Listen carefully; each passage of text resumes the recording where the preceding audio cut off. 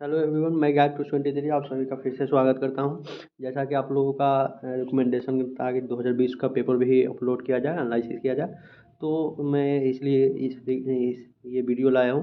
मैंने 2019 का अपना पेपर भी अपलोड कर रखा है यूट्यूब पे। वो मैं लिंक डिस्क्रिप्शन में दे दूंगा, आप देख लीजिए जाकर।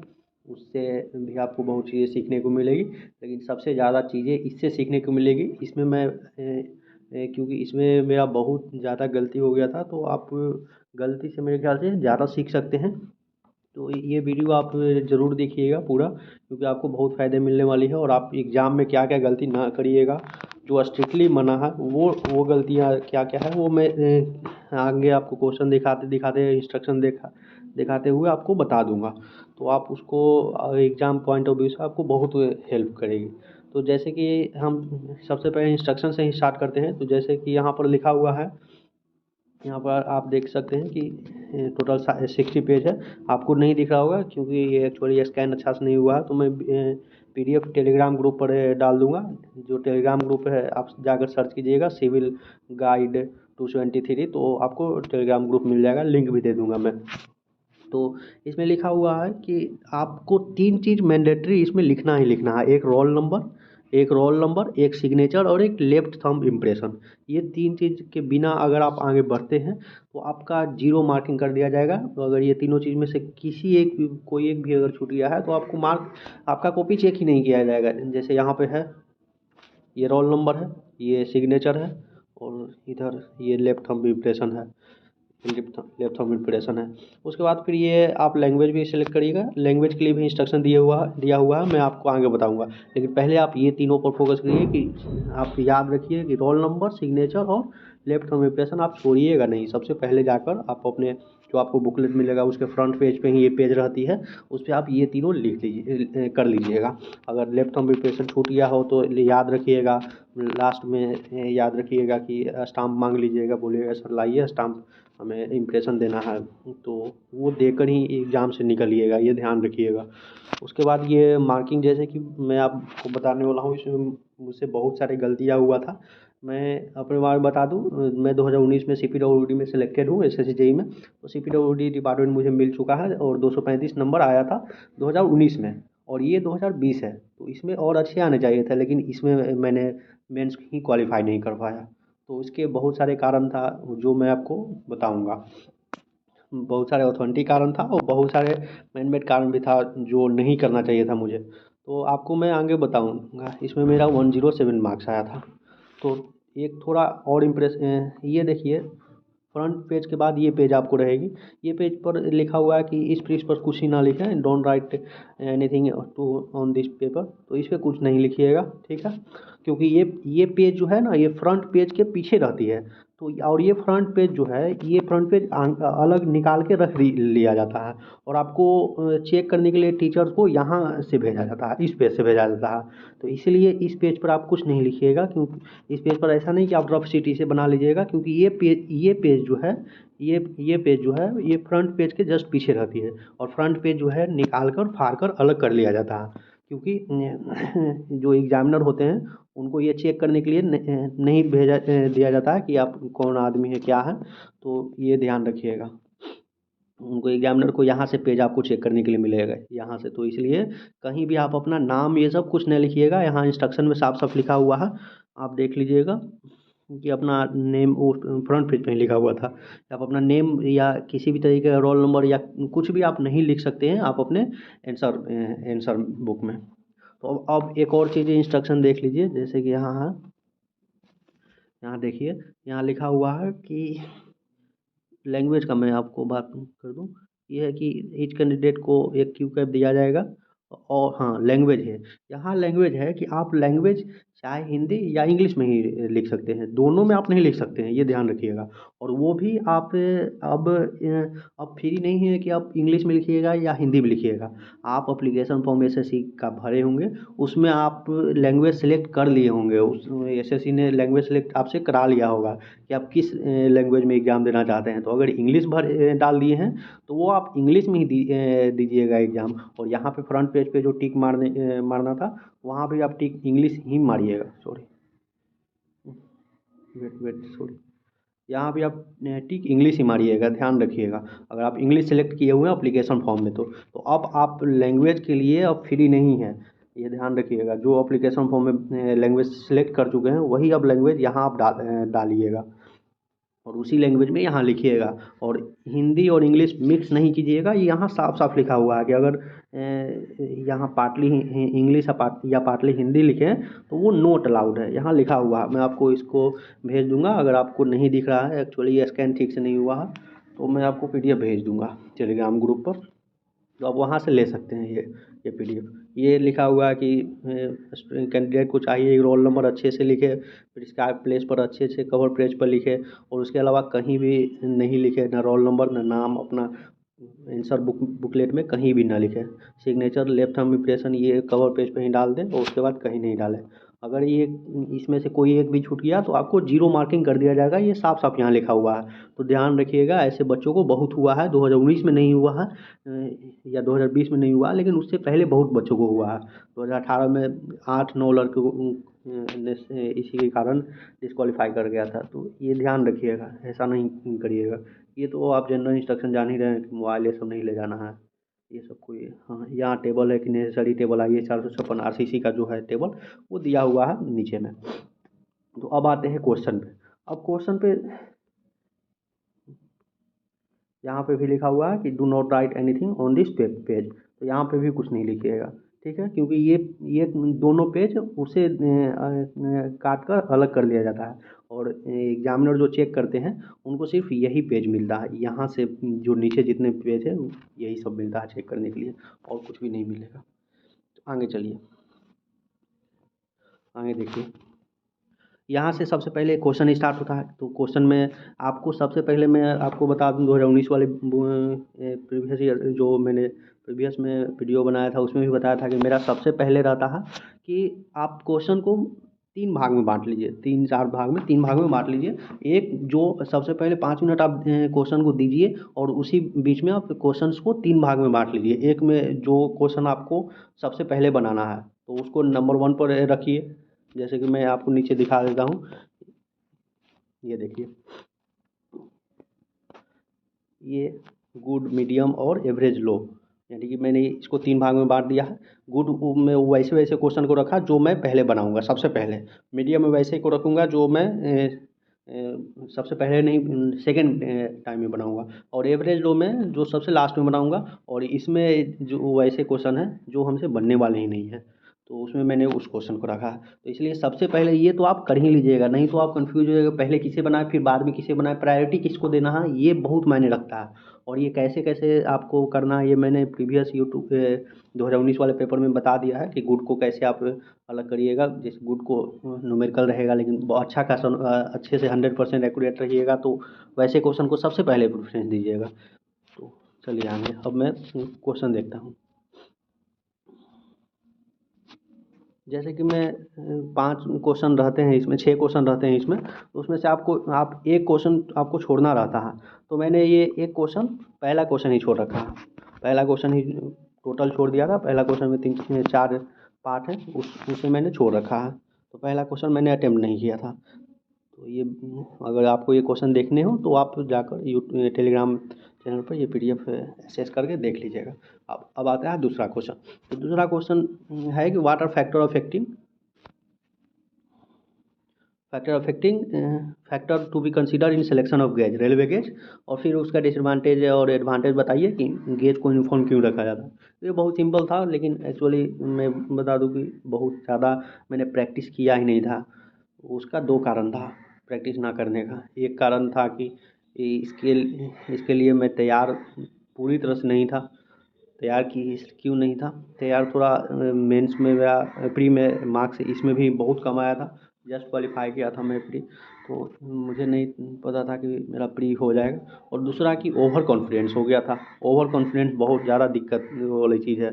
आप भगवान से यही मनाइए कि आप, ओवर कॉन्फिडेंस तो सबके लाइफ में होता है, बस आप ये मनाइए कि भगवान से कि गॉड हमें इस ओवर कॉन्फिडेंस आए लेकिन बाद में आए, इस एग्ज़ाम तक ना आए, क्योंकि अगर एक बार ओवर कॉन्फिडेंस आ गया तो एग्ज़ाम आपका ख़राब हो जाएगा, ख़राब चला जाएगा। तो ओवर कॉन्फिडेंस कभी नहीं लाइएगा, ये ध्यान रखिएगा।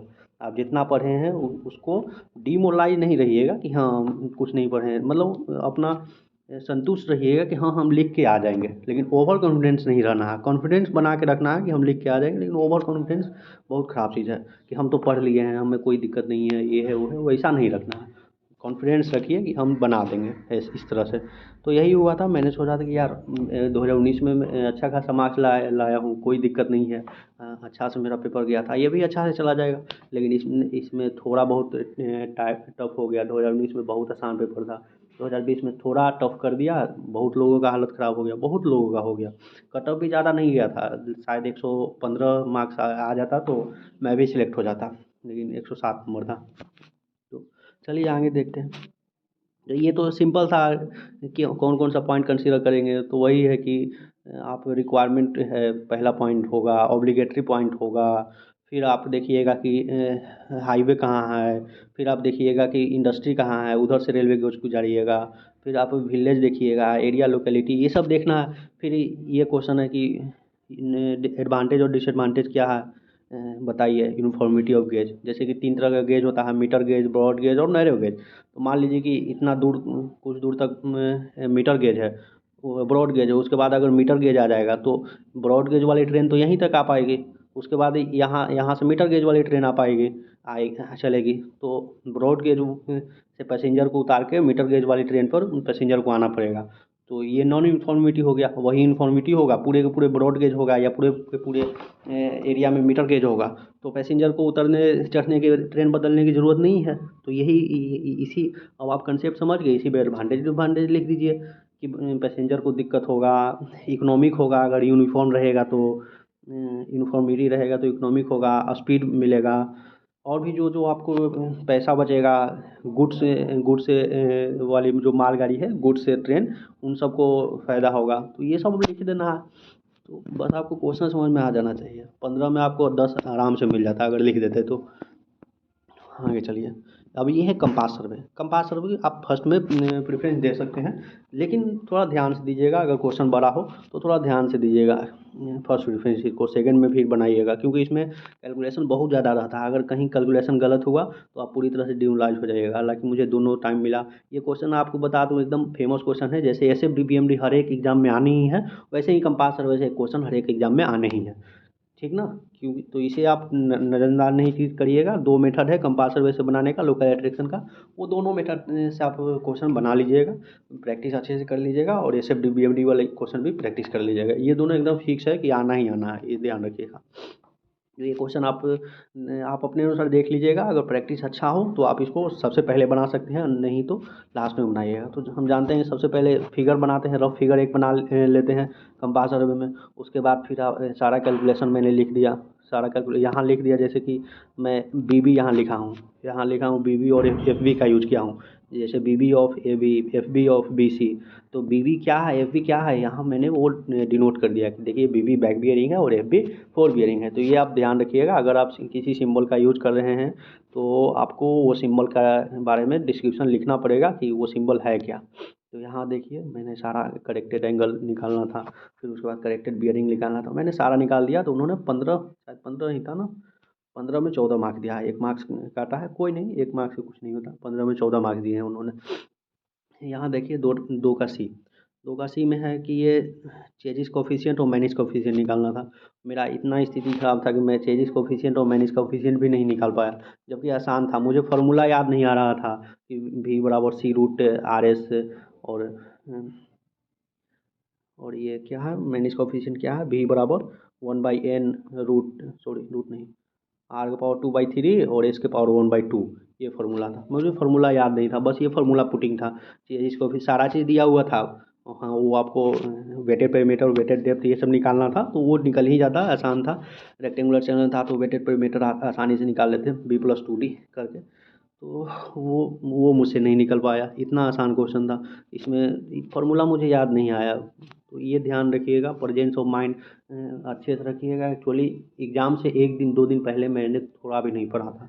एग्ज़ाम से 2 दिन पहले थोड़ा भी नहीं पढ़ा था, वो पर्सनल कुछ कारण था, वो इसलिए मैं थोड़ा भी नहीं पढ़ पाया। तो ये ध्यान रखिएगा, एग्ज़ाम से पहले 1-2 दिन जितना भी हो मेहनत अच्छे से करिए, और नींद भी अच्छे से लीजिए। अगर मेहनत करिएगा तो नींद भी ले पाइएगा, अगर नहीं मेहनत करिएगा तो टेंशन रहेगा कि यार हम पढ़े नहीं हैं, तो नींद भी नहीं आएगा, ये भी ध्यान रखिएगा। तो 2 दिन पहले पढ़ना भी ज़रूरी है, लेकिन पढ़िएगा तो फिर नींद भी आएगा, अच्छा से सो भी लीजिएगा। तो मेरे साथ वही हुआ था, मैं सो भी नहीं पाया था, तो माइंड फ्रेश भी नहीं था। अच्छे अच्छे क्वेश्चन आपको आगे भी देखने को मिलेगा, तो वो ये सब गलतियाँ आप नहीं कीजिएगा। तो इसमें वो थोड़ा बहुत मैं बनाया तो 15 में 2 नंबर दे दिया, जबकि मुझे मिल जाता इसमें 13-14 आसानी से मिल जाता। वेटेड पेरीमीटर ये सब निकाल दिया था मैंने। ये देखिए ये क्वेश्चन है, ये मैंने बनाया ही नहीं था, ये मैं बताऊँ मुझे आता नहीं था, हालाँकि बहुत आसान था। हाइड्रोलिक मशीन मैंने कभी कवर ही नहीं किया था, और ये हाइड्रोलिक मशीन का सबसे आसान क्वेश्चन है। ये आसानी से बन जाता, लेकिन मैं कभी हाइड्रोलिक मशीन को देखा ही नहीं, मतलब बनाया ही नहीं, उस पर ज़्यादा इंटरेस्ट ही नहीं दिया, तो इसलिए मुझसे नहीं बना। तो इसमें कोई ये थी नहीं है। आगे चलिए, ये देखिए ये ट्राई एक्सेल टेस्ट है था, उसका नीट डायग्राम और एक्सप्लेनेशन देना था, ये 20 नंबर का था। तो ये था, ये मुझे नहीं समझ में आया। जैसे आप ट्राई एक्सेल टेस्ट देखिए, मैंने सारा लिखा था कि लेबोरेटरी में है, फिर इसका मेजरमेंट हम लोग वाटर वाटर प्रेशर का मेजरमेंट कर पाते हैं, इसलिए ये बहुत अच्छा है, बेस्ट मेथड है।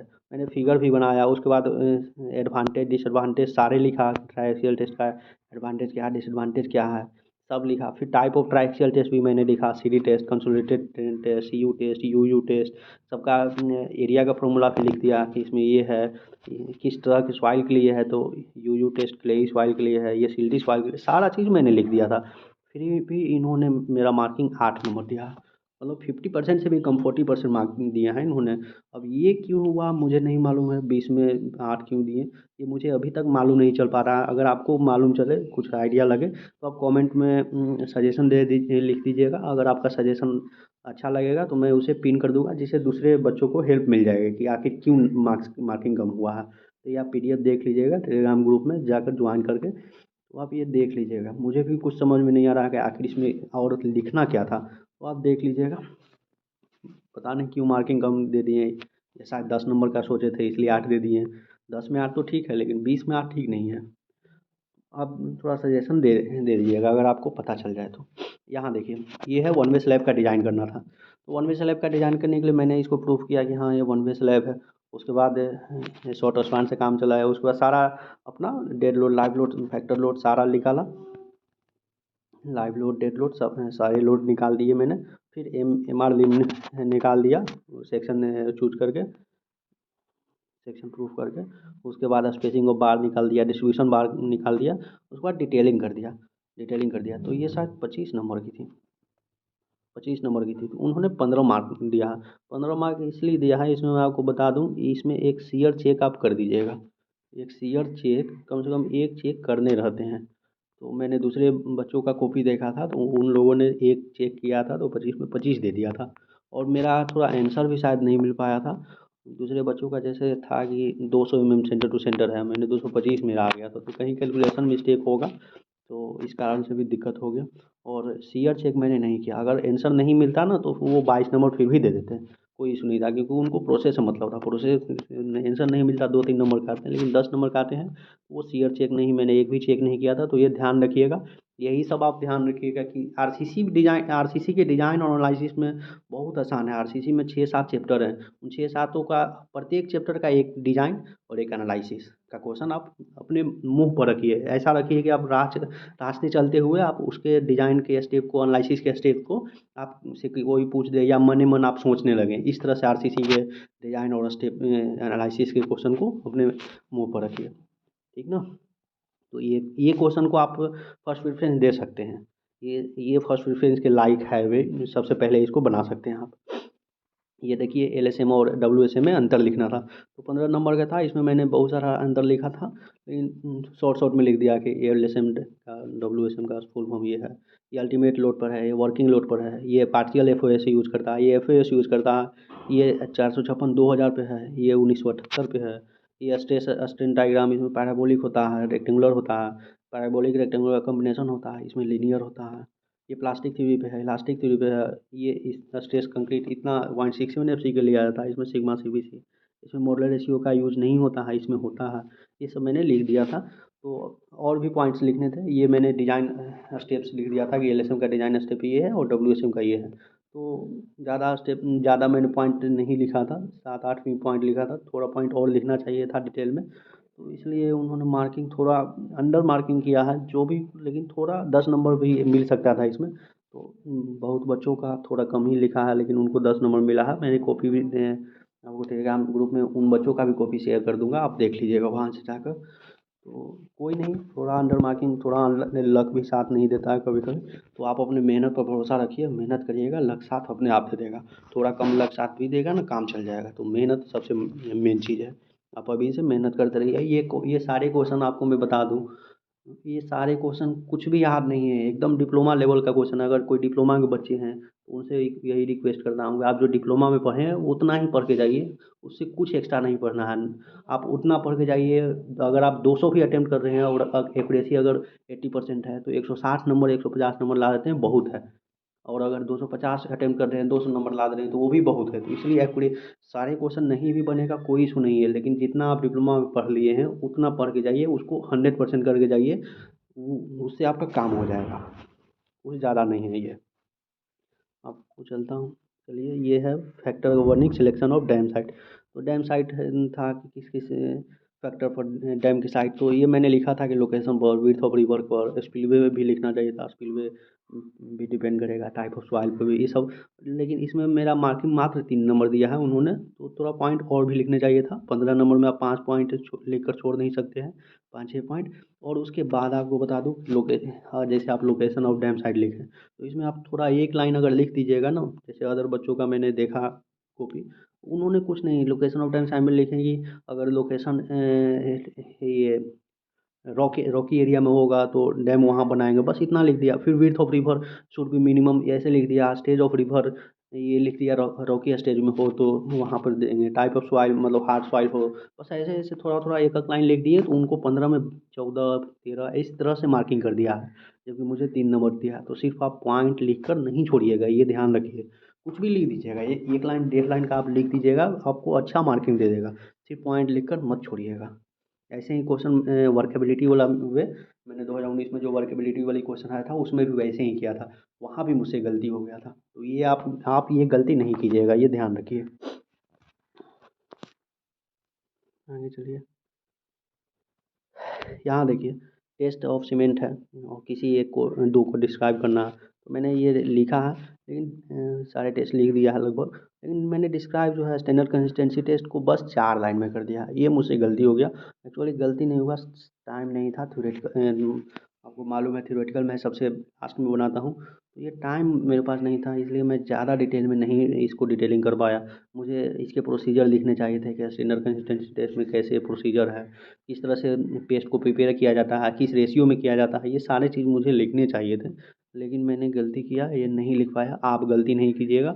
ये सबको आप रफ में अभी से प्रैक्टिस करना स्टार्ट कर दीजिए कि अगर ये टेस्ट आ जाए तो मैं इसमें क्या क्या लिखूँगा, क्या क्या पॉइंट लिखूँगा, इस तरह से। आप देखिए, मेंस जो है दिमाग का खेल है। इसमें आपको मेहनत कम करना है और दिमाग ज़्यादा लगाना है, मतलब स्मार्ट मेहनत करना है। ऐसा नहीं कि हम सारे क्वेश्चन कर लिए, ये लो हाइड्रोलिक्स भी कंप्लीट कर लिए, ये सर्वे खत्म कर लिए, ये बीएमसी खत्म कर लिए, ऐसे नहीं करना है। आप अगर सर्वे खत्म किए हैं तो सर्वे में जो मेन मेन टॉपिक है उस वो आप कम समय में कितना अच्छे से बना सकते हैं, ये आपको ध्यान देना है। आपको ये नहीं कि पूरा सर्वे खत्म करना है। आप जो फेमस क्वेश्चन है सर्वे के, उस उन सारे क्वेश्चंस को आपको ध्यान रखना है कि ये क्वेश्चन कैसे हम इसको बनाएंगे, कम शब्दों में अच्छे से एक्सप्लेन करेंगे, फिगर कैसे बनाएंगे, इस तरह से एक्यूरेसी कैसे रहेगा, ये सब आपको ध्यान देना है। ये ध्यान दीजिएगा। तो 15 में 8 ही इसमें दिया है, तो मार्किंग थोड़ा कम है। 12-13 मिल जाता अगर मैं थोड़ा और अच्छे से लिख देता तो। ये देखिए, यहाँ है water characteristic of good timber. इसमें भी मैंने वही गलती किया है, इसलिए 15 में 6 नंबर मिला है। अब क्या गलती है वो तो आप समझ ही रहे हैं मैंने क्या गलती किया। सिर्फ पॉइंट लिख कर छोड़ दिया है, तो ऐसा नहीं करना है। अब अदर बच्चों का कॉपी मैं दिखाऊंगा, टेलीग्राम ग्रुप पर भेज दूंगा। उसमें देखिएगा, ड्यूरेबल में उसने कुछ नहीं लिखा है। टिम्बर शुड भी एक लाइन ऐसे करके ड्यूरेबिलिटी लिख के और ऐसे लिख दिया, टिम्बर शुड भी मोर ड्यूरेबल। मतलब अप्रोक्सीमेटली 40 ईयर इस तरह से लिख दिया है। स्ट्रेंथ है तो टुम्बर शुड बी अप्रोप्रिएट स्ट्रेंथ, बस ऐसा ऐसा ही करके लिख दिया है। फायर रेजिस्टेंस में पॉइंट बना के लिख दिया है कि टिम्बर शुड भी गुड फायर रेजिस्टेंस, इस तरह से लिख दिया है। बस उसको 15 में 12-13 मार्किंग कर दिया, जबकि मुझे देखिए कितना कम किया है। तो सिर्फ पॉइंट लिख कर मत आगे बढ़िएगा, थोड़ा उसमें लाइन लिख दीजिएगा, एक दो लाइन, एक दो सेंटेंस लिख दीजिएगा, तो वो खुशी मिल जाएगा कि हाँ ये बच्चा जानता है। ठीक है, आगे चलिए। ये है लेसिस रिज्यूम थ्योरी। इसमें डिज़ाइन करना था, मैंने इसमें डिज़ाइन कर दिया है सारा चीज़। तो इसमें उन्होंने 15 में 12 दिया था, वो कुछ भी विड्थ में शायद आंसर नहीं मिल पाया था, तो इसने थोड़ा बहुत कम दिया है, लेकिन फिर भी नहीं, इसमें इसमें सारा चीज़ ठीक था, इसमें सारा चीज़ ठीक था, सॉरी। इसमें थोड़ा बहुत मार्क्स इन्होंने काट लिया है।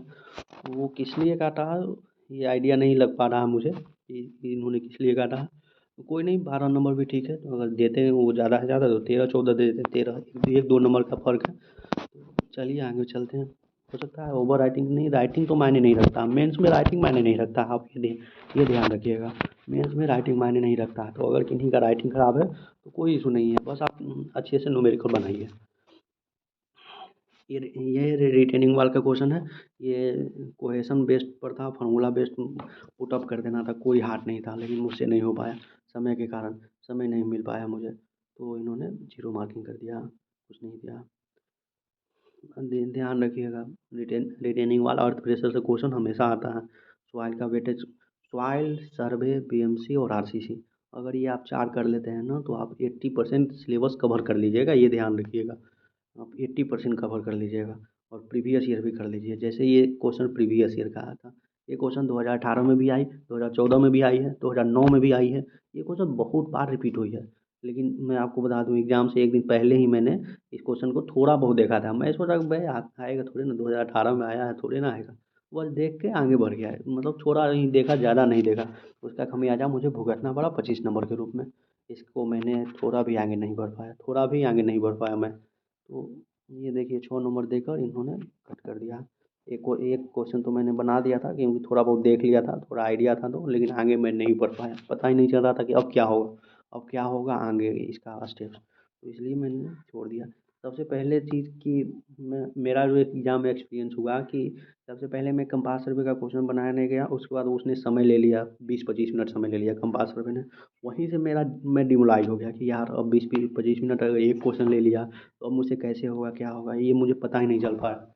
तो ये मुझसे गलती हो गया, लेकिन मुझे नहीं वो पैनिक होना चाहिए था, पैनिक नहीं होना चाहिए था। 20-25 मिनट ले लिया था, फिर भी मैं चाहता तो 200 नंबर अटेम्प्ट कर दिया था। 200 में चाहता तो 150 ला सकता था, लेकिन वही मुझसे गलती हो गया। मैं पैनिक कर गया, तो सोचा कि मुझे सब बनाने हैं, सारे अटेम्प्ट करने हैं अब तो। लेकिन ये पेपर सारे अटेम्प्ट नहीं भी होता फिर भी काम चल जाता है इस पेपर में। ये पेपर ऐसा था, अगर आप 200-250 अटेम्प्ट करके भी अगर आप 200 या 150 नंबर ला रहे हैं तो बहुत अच्छा है, आप सिलेक्शन ले लीजिएगा। तो ये ध्यान रखिएगा, आप पैनिक नहीं करिएगा। कोई नहीं, अगर कोई ज़्यादा समय ले रहा है तो उसे मत दीजिए, उसको छोड़ के आगे बढ़ जाइए। और लग रहा है कि नहीं ये ज़्यादा लेने लगा है, तो उसको छोड़ के आगे बढ़ जाइए, वैसा क्वेश्चन आप सिलेक्ट नहीं कीजिए।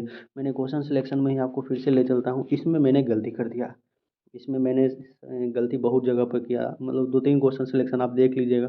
मैंने गलती कर दिया, ये कंपास सर्वे के क्वेश्चन को मैंने फर्स्ट प्रेफरेंस दे दिया, मुझे नहीं देना चाहिए था, क्योंकि मुझे भरोसा नहीं था कि इतना समय ले लेगा। तो आप ध्यान रखिएगा, आप प्रेफरेंस फर्स्ट प्रेफरेंस उसी को दीजिएगा जो आपसे 100% बनने वाले हो, और सिर्फ न्यूमेरिकल हो। थ्योरेटिकल को फर्स्ट प्रेफरेंस नहीं दीजिएगा, थ्योरेटिकल को सेकंड प्रेफरेंस दीजिएगा। न्यूमेरिकल हो और 100% वो बनने वाले हो और कम समय में बनने वाले हो, उसी को आप फर्स्ट प्रेफरेंस दीजिएगा। तो ये सिलेक्शन, क्वेश्चन सिलेक्शन पे बहुत मायने रखता है। अगर आपका गलत हो गया क्वेश्चन सिलेक्शन, तो आप बहुत बुरी तरह से मार खा जाइएगा। आगे चलिए, इसमें उन्होंने 6 नंबर दे दिया। ये है, ये क्वेश्चन एक्चुअली क्या था, इसमें थोड़ा बहुत दिक्कत था। इसने यहाँ 500 ग्राम बोला था, और ये टोटल जोड़ने पर, सारे वेट को जोड़ने पर 480 ग्राम ही आ रहा था।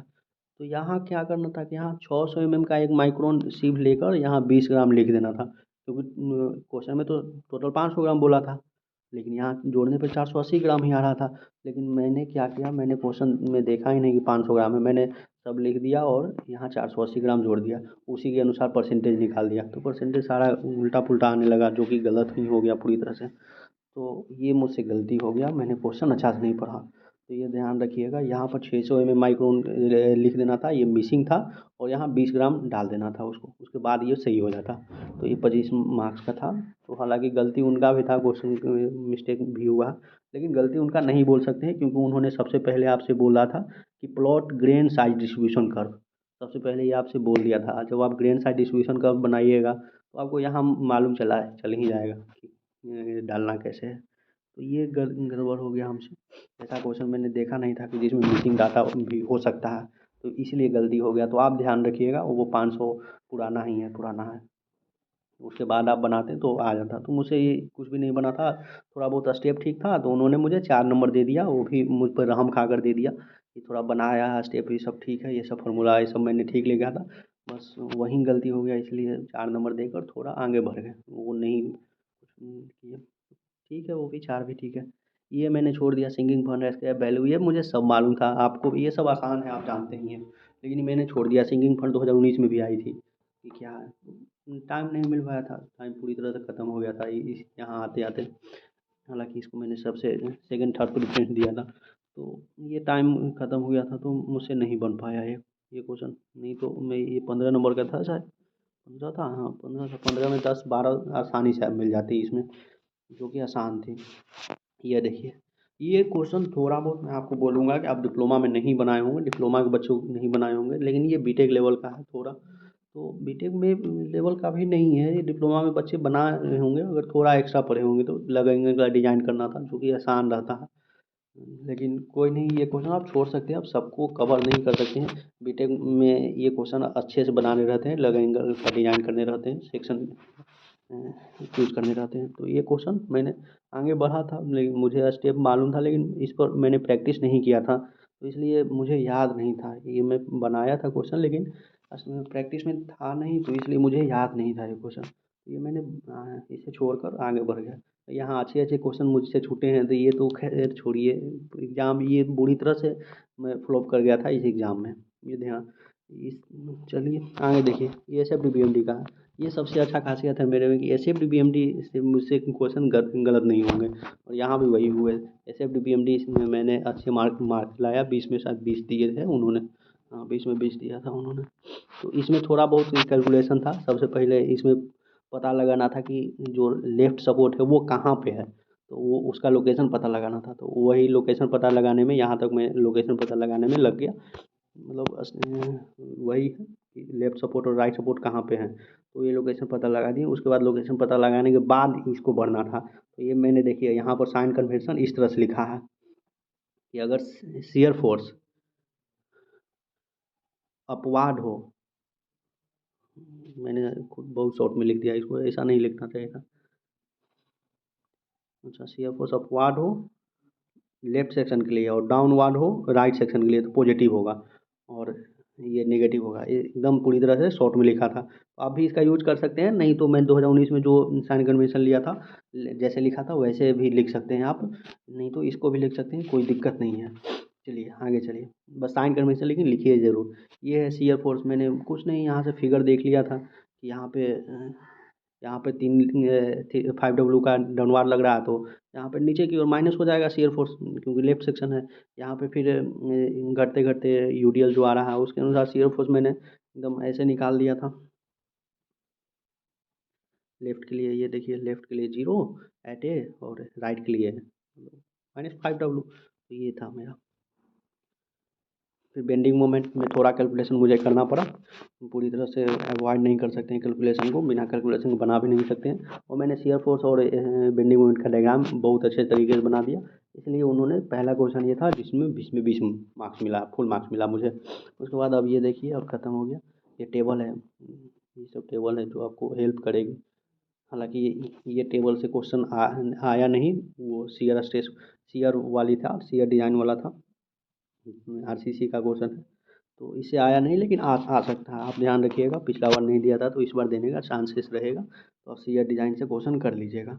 और आगे भी मैं आपको वीडियो अपलोड करते रहूँगा, मेंस के रिगार्डिंग अच्छे अच्छे पॉइंट बताते रहूँगा, तो आप कनेक्टेड रहिएगा, और ध्यान रखिएगा कि स्टडी अच्छे से हो। अभी 1 महीना है, 1 महीना मेंस के लिए अच्छा खासा टाइम होता है मेंस की तैयारी करने के लिए। और जो बच्चे सोच रहे थे कि हमारा सिलेक्शन नहीं होगा और उनका रिजल्ट आ गया है, तो कोई दिक्कत नहीं है। रिजल्ट आ गया है तो आपको भगवान चांस दे रहे हैं, लक साथ दे दिया है या जो भी मेहनत साथ दे दिया है, तो अब आपको अब मेहनत खुद करना है। बार बार लक नहीं मिलेगा, आपको मेहनत खुद करना है और आप आगे बढ़िए। आपका लक मेंस में भी साथ देगा, बस आपको मेहनत की ज़रूरत है। मेहनत करिए, उसके बाद आपका सिलेक्शन अच्छे से होगा। ये देखिए लास्ट में रफ वर्क के लिए है, तो रफ वर्क मुझे ज़रूरत पड़ा नहीं था, 2 पेज रफ वर्क के लिए रहता है, तो मुझे ज़रूरत पड़ा नहीं था रफ वर्क का, थोड़ा बहुत नहीं पड़ा था। तो ये यहाँ पर ध्यान रखिएगा, इसको सबसे अच्छे तरीके से डिज़ाइन करिएगा। आप अभी से ही प्रैक्टिस टेस्ट सीरीज लगाकर कम से कम जो बच्चे पढ़ रहे हैं, मेंस की तैयारी कर रहे हैं, उनसे ये रिक्वेस्ट करूँगा कि एग्ज़ाम देने जाने से पहले 2-3 टेस्ट कम से कम आप लगाइए ही लगाइए ज़रूर। और जो 2-3 टेस्ट लगाएँ उसमें इस तरह से आप अपना कर लीजिएगा, या जो आपका जो भी स्ट्रेटजी है, ये मेरा स्ट्रेटजी था। अगर आपका स्ट्रेटजी अलग है और इससे बेटर है, तो आप उसे फॉलो करिए। ऐसा नहीं कि किसी का कॉपी पेस्ट करना है, और ऐसा भी नहीं कि कॉपी पेस्ट करना ही नहीं है, ऐसा भी नहीं। कॉपी पेस्ट करने से ऐसा नहीं कि आपको यहाँ कॉपीराइट का इशू आ रहा है, वैसा कोई दिक्कत नहीं है। तो ये ध्यान, इस पर ध्यान फोकस रखिए करिएगा। ये अच्छा आइडिया है। सबसे पहले क्वेश्चन देखकर और क्वेश्चन सेलेक्ट करना कि कौन किसे पहले बनाना है। तो उसके बाद टेलीग्राम ग्रुप से जुड़ जाइएगा, मैं वहाँ शेयर करते रहूँगा। और ठीक है, तो इतना ही। आगे के लिए जल्दी कनेक्ट होंगे आपसे, तब तक के लिए जय हिंद।